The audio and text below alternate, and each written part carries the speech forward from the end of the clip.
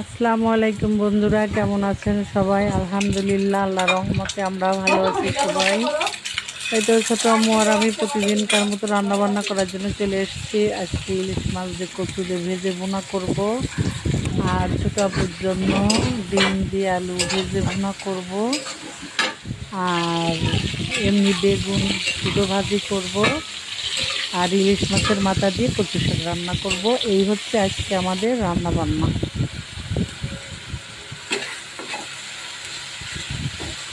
তো বন্ধুরা, কচু আর ইলিশ মাছ ভেজে রেখে দিয়েছি। এখন মশলা ভুনে এর মধ্যে কচু শাক আর ইলিশ মাছ দিয়ে ভালো করে ভুনা করে নিচ্ছি।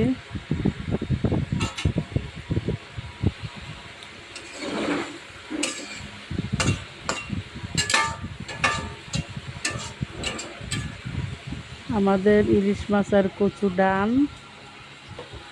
এখন ছোট আব্বুর আলু আর ডিম রান্না চলছে।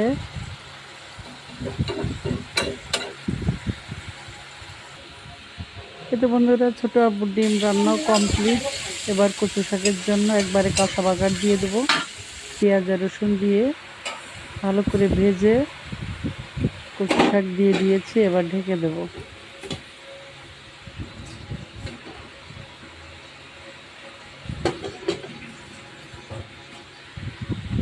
ইলিশ মাছের মাথা আগেই ভেজে রেখে দিয়েছি, এবার দিয়ে দেবো। দিয়ে ভালো করে ঘেটে নেব। এই তো বন্ধুরা, এই হচ্ছে আজকে আমাদের রান্না বান্নার ছোট্ট একটা ভিডিও শেয়ার করলাম। যদি আমাদের ভিডিও ভালো লেগে থাকে তাহলে আমাদের পেজটাকে সাবস্ক্রাইব করে পাশে থাকবেন, উৎসাহ দিবেন, এটুকুন আপনাদের কাছে অনুরোধ।